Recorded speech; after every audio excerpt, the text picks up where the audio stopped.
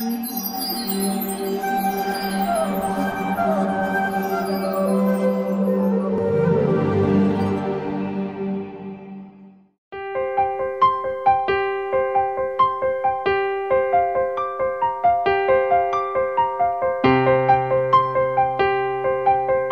कृष्णा।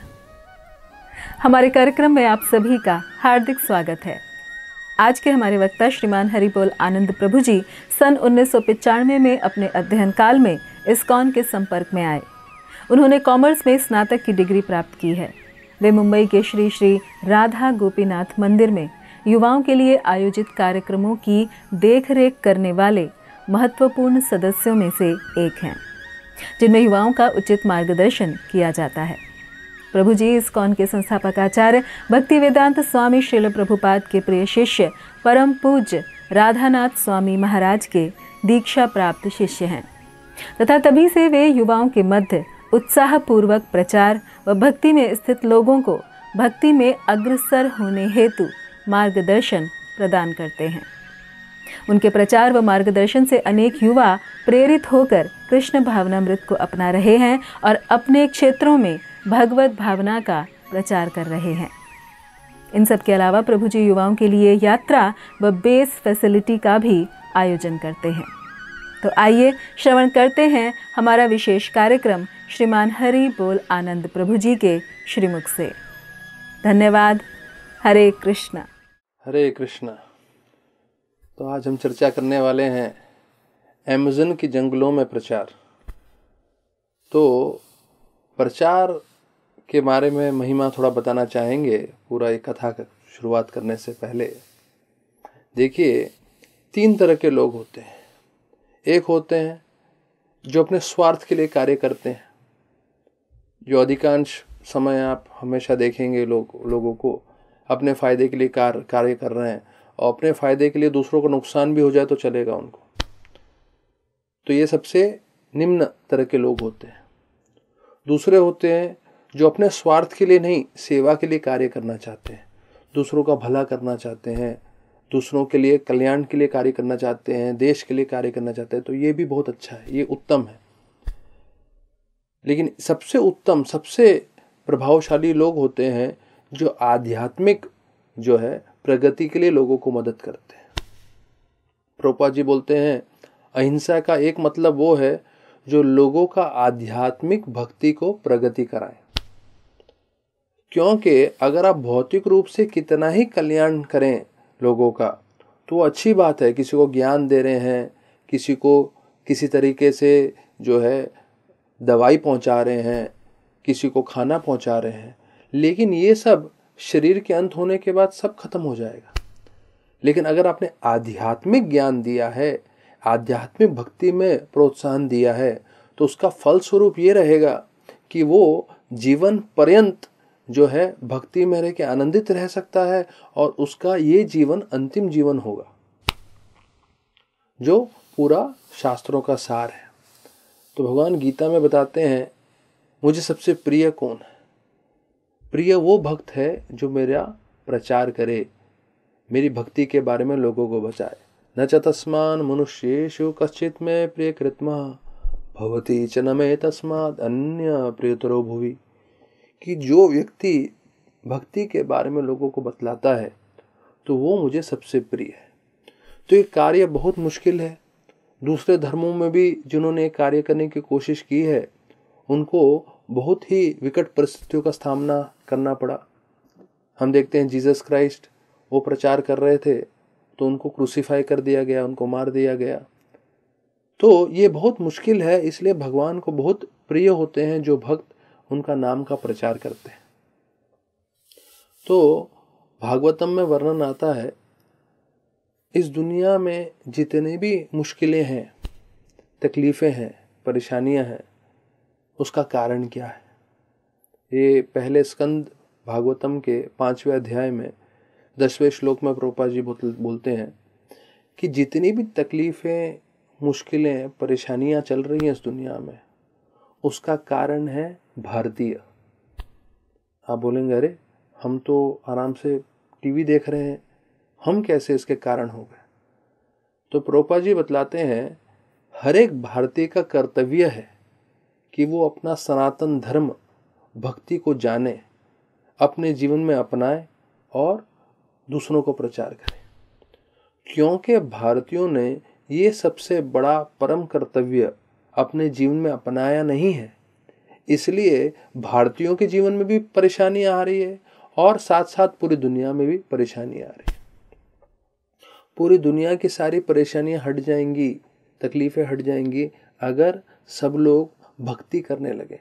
या तो तकरीबन जितने लोग भक्ति कर रहे हैं अच्छे से करें और दूसरों को कम से कम जो है करने के लिए उत्साह देते रहें, तो उससे भी जो है काफ़ी फायदा होगा। तो वर्णन आता है इंद्रद्युम्न महाराज, जिन्होंने ये किताब लिखी है drums along the Amazon basin, जंगलों में प्रचार करने का उनका इच्छा था विशेष रूप से। तो देखिए भक्ति कितनी शक्तिशाली है। उनके खुद के जीवन से ये मालूम चलता है कि कैसे कृष्ण भगवान उनके खुद के जीवन में कितना प्रभाव करते हैं। इंद्रद्युम्न महाराज प्रभुपाद के वरिष्ठ भक्तों में से एक हैं, उनके शिष्य हैं और कई सालों से उन्होंने संन्यास लिया हुआ है और पूरे विश्व भर में पूरी तरह से प्रचार कर रहे हैं। उनकी खुद की माता का एक दिन रात को फोन आ गया, इंद्रद्युम्न महाराज की माता का, और फोन आया और फोन पे बोलने लगी, पुत्र मुझे वृंदावन जाना है। तो इंद्रद्युम्न महाराज को मालूम था कि उनकी माता को भक्ति से कभी आकर्षण नहीं था, कभी वो नाम जप नहीं करते थे, कभी उन्होंने कोई पुस्तक नहीं पढ़ी। क्योंकि उन्होंने तुरंत ऐसे वृंदावन के बारे में बोला तो इंद्रद्युम्न महाराज को भी चौंक है, उनको भी लगा ऐसे कैसे, एकदम से वृंदावन के बारे में क्यों पूछ रही है और बोल रही मुझे वृंदावन जाना है। तो हुआ ये कि महाराज एक कार्यक्रम करके आ रहे थे और काफ़ी रात हो चुकी थी, तो उन्होंने बोला हाँ माता तुमको मैं वृंदावन लेके जाऊंगा, तो अभी तो रात हो गई है, मैं काम करता हूँ, कल सुबह बात करता हूँ आपसे और फिर हम लोग कार्यक्रम करेंगे वृंदावन जाने का। और मन में वो सोच ही रहे थे कि कैसे भक्ति में तो मेरी माता जुड़ी हुई नहीं है, पर वृंदावन का उनको आकर्षण कैसे आ गया, और ऐसा सोचते हुए सो गए। अगले दिन उठे और उन्होंने फ़ोन किया अपनी माता को, उनके भाई ने उठाया और भाई ने बोला माता से बात कराओ, तो बोले नहीं वो तो चल बसी कल रात को। तो इंद्रद्युम्न महाराज चौंक गए, अरे बोले कल रात को तो मेरी बात हुई उनसे। बोले हाँ कुछ महीनों पहले उनको कैंसर डिटेक्ट हुआ था और उन्होंने विशेष रूप से बोला कि आपको नहीं बताने को, और जैसे ही उनको कैंसर डिटेक्ट हो गया तो आपने जितनी भी किताबें ला के दी थी वो धीरे धीरे पढ़ने लगी और रोज आपका प्रवचन सुन रही थी। तो सुनते सुनते उनको समझ में आने लगा कि जीवन का उद्देश्य है नाम जप करना, तो रोज माला भी करने लग गई और माला करते करते उनकी ये इच्छा होने लगी, क्योंकि सबसे सर्वोत्तम जगह भक्तों के लिए वृंदावन है। तो भले वो विदेश में रहती थी पर उनकी अंतिम इच्छा ये थी कि वृंदावन जाए।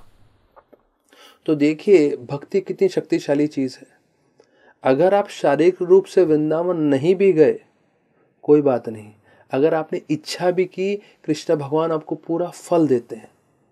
इंद्रद्युम्न महाराज अपना पूरा जीवन, अभी हम इस कथा में सुनेंगे, जोखम में डाल के, रिस्क में डाल के जो है प्रचार कर रहे हैं। तो उनको इतना समय नहीं मिल पाया कि वो अपनी माँ को प्रचार कर सके, लेकिन कृष्ण भगवान ने ऐसा प्रबंध कर दिया कि उनकी माता इन ग्रंथों के प्रति आकर्षित हो गई, उनकी कथा के प्रति आकर्षित हो गई, वृंदावन के प्रति आकर्षित हो गई, और अंतिम समय में उन्होंने वृंदावन का स्मरण किया और स्पष्ट बोला मुझे वृंदावन जाना है। तो भक्तगण जो भी ये सुन रहे हैं ध्यान रखिए, भौतिक जगत में अगर आप वो कार्य करते हो तो फल मिलता है, पर आध्यात्मिक जगत में ऐसा नहीं है। अगर आप उस कार्य करने की इच्छा भी रखते हो तो इच्छा मात्र से भी फल की प्राप्ति होती है। तो इंद्रद्युम्न महाराज बताते हैं कि कैसे उनकी बड़ी इच्छा थी सब जगह प्रचार करने की। तो जैसे चैतन्य चरितामृत में भी लिखा है, पृथ्वी आचे नगर आदि ग्राम सर्वत्र प्रचार होइब मारो नाम। तो महाप्रभु ने बोला है सब जगह मेरा नाम का प्रचार होगा। तो इंद्रद्युम्न महाराज ने सोचा अरे सब जगह होगा, तो उनके मन में ऐसे आने लगा चलो ये घने जंगलों में अमेज़न में वहाँ प्रचार हो तो कैसा रहे। तो बताया जाता है उन्होंने अपने गुरु भाई हृदयानंद महाराज से पूछा, तो उन्होंने बोला ब्राज़ील जाओ, ब्राज़ील में प्रचार करो। और वहाँ की भाषा अंग्रेजी नहीं है, पोर्चुगीज़ है, लेकिन आप जाइए तो सही, वहाँ पे आपको बहुत सहायता मिल जाएगी भक्तों की। तो रियो डी जेनेरियो में उतरे, वहाँ पे कार्यक्रम किया और वहाँ से एक छोटा गांव था मानुस, वहाँ चले गए। तो इंद्रजीत महाराज जब फ्लाइट में गए रियो डी जेनेरियो में, तो अपने प्लेन के आगे वाले सीट पे एक जो है लिफाफा था, और लिफाफा में एक बड़ा जो है अमेज़न बेसिन का फोटो था, अर्थात ये जंगल का। तो महाराज के मन में बार बार वो इच्छा आने लगा, अरे कोई जंगल में जाके प्रचार करे तो कैसा हो।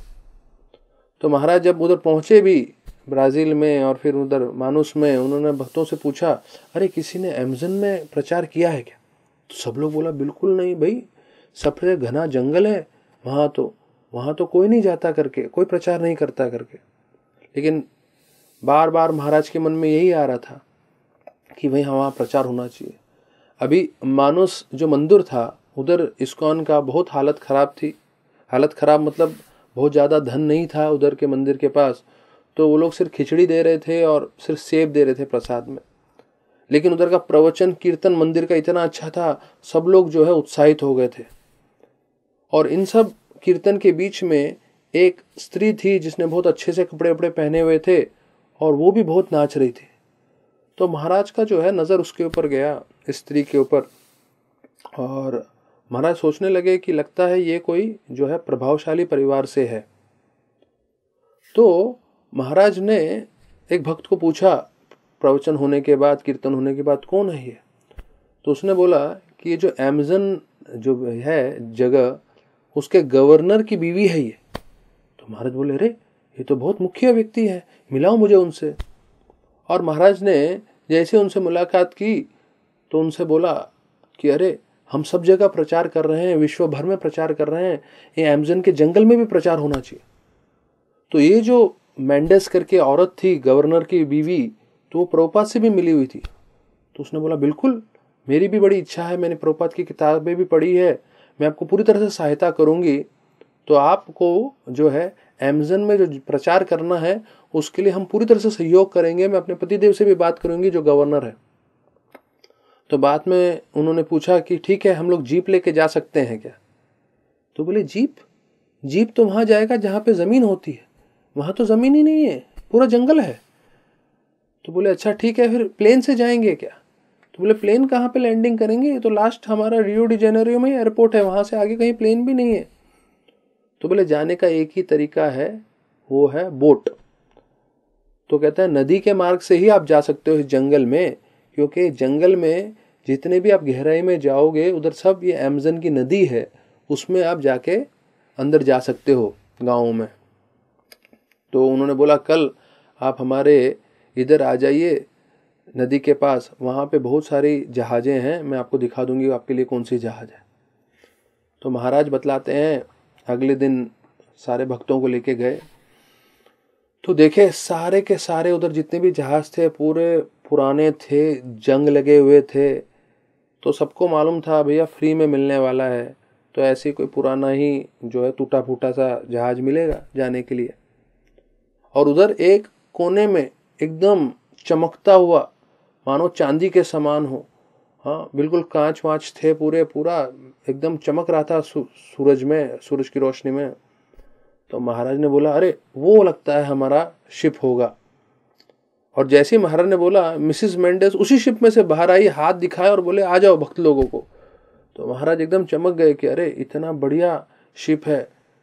और वो शिप का पूरा वर्णन है कि कैसे पूरे ब्रास के उसमें कवरिंग्स थे उस शिप के ऊपर, टीक वुड का पूरा कंस्ट्रक्शन बना हुआ था, और कहाँ कहाँ मार्बल्स लगे हुए थे, बड़े बड़े झूमर थे, शैंडिलियर थे, इतने खूबसूरत है। वो पूरा वर्णन किया है उस शिप के बारे में।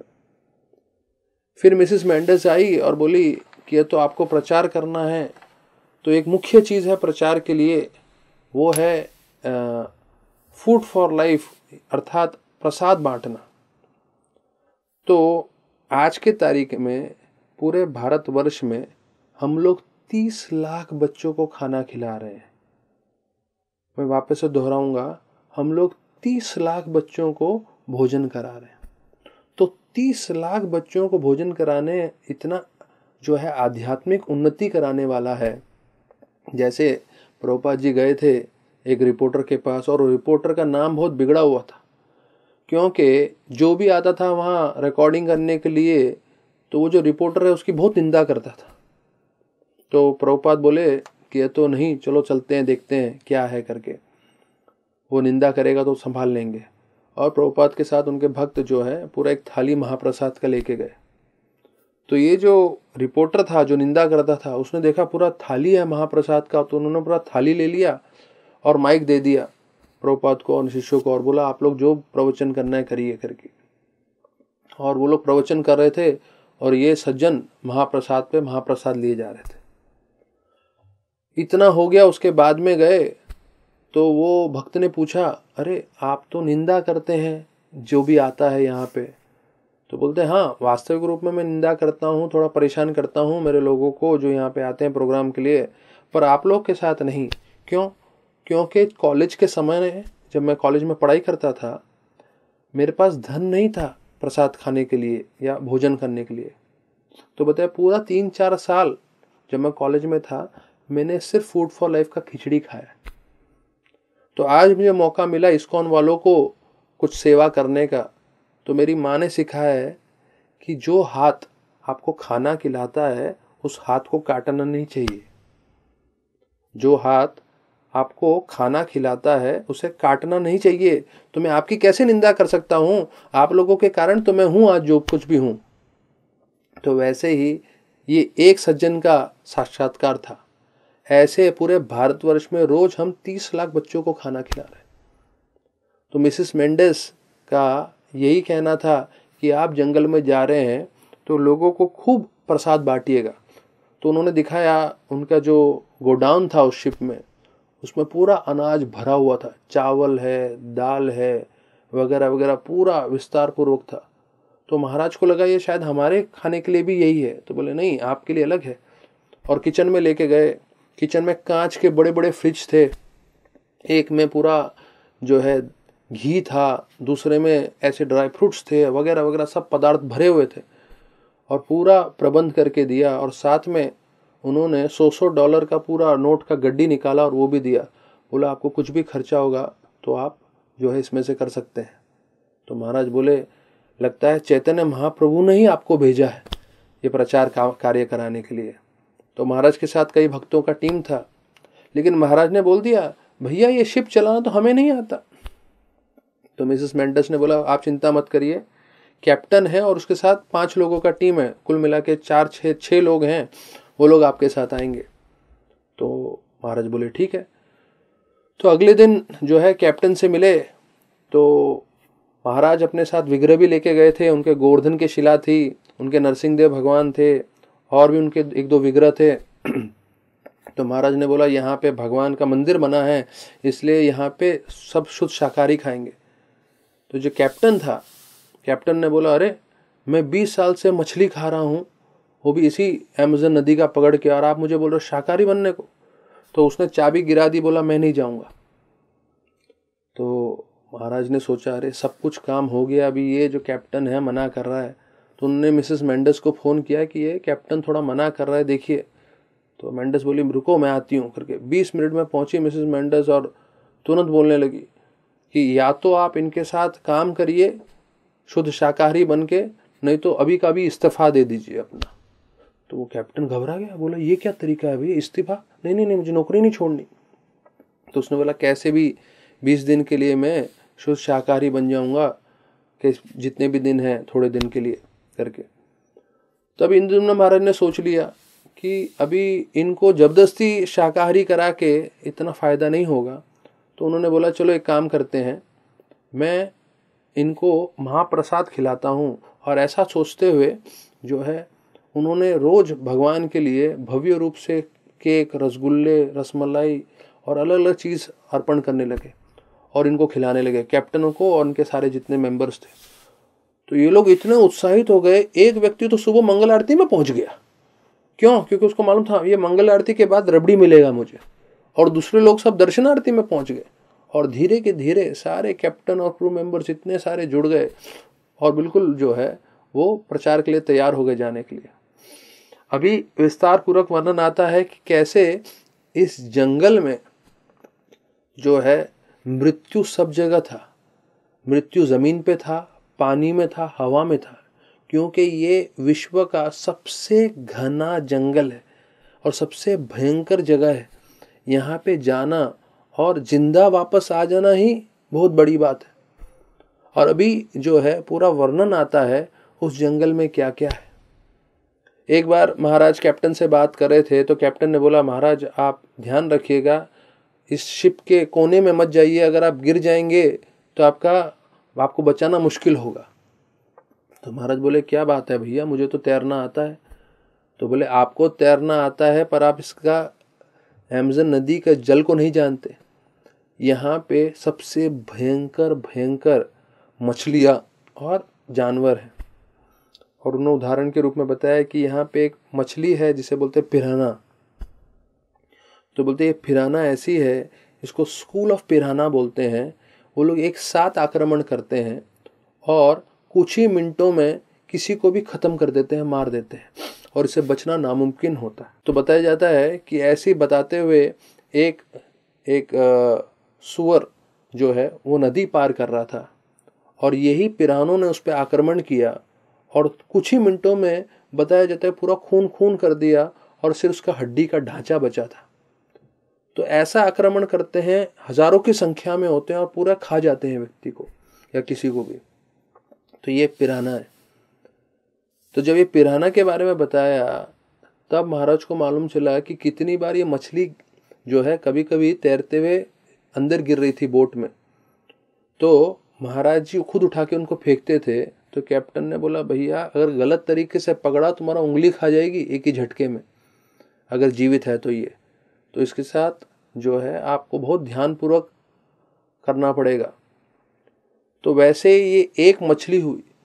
फिर बताया जाता है विश्व का सबसे बड़ा सांप जिसका नाम है एनाकोंडा, ये एनाकोंडा का 40 फीट बड़ा होता है। मानव सबसे ज़्यादा से ज़्यादा 5 फीट या 6 फीट का होता है। तो 40 फीट सबसे बड़ा एनाकोंडा जो सांप है वो भी यहाँ मिलता है और वो भी नरभक्षी है, मानव को देखेगा खा लेगा। फिर बताया जाता है पानी में एक इलेक्ट्रिक ईल करके मछली है जो 400 वोल्ट का झटका भी देती है। अगर एक आदमी को 120 वोल्ट का झटका दिया जाए तो उसका अंत हो जाता है। तो ऐसे 400 वोल्ट के झटका देने वाले इतने भयानक मछलियां भी थी। और एक बताया जाता है पिराभा करके मछली थी जो तकरीबन 160 से 200 किलो की वजन की होती है, जो पूरे के पूरे मानव को निगल जाती है। और अंतिम में सबसे भयंकर वहाँ का जो है एक छिपकली है जो 7 फीट ऊंचा और 15 फीट चौड़ा। जो बोलते हैं, हम लोग ने किताबों में पढ़ा है कि डायनासोर्स थे कई ज़मान पहले, तो उनके ही वंशज आज भी अमेज़न के जंगल में है।